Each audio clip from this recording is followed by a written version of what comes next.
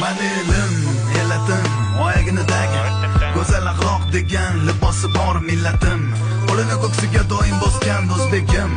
Manilim, g'ururim, jonim fido bo'lsin agar u meni kamida har dam. Salomatligi bor, oqibatda oxiridagi dam odam xotirjam. O'zbegim meni millatim, donishmand devonxonam. Bu yerlarni kezdi bo'lib har yoq aqli xarobotdilar. Devona emas shoir hamdolar Ibn Sino bobolarim Hazrati Naqshband.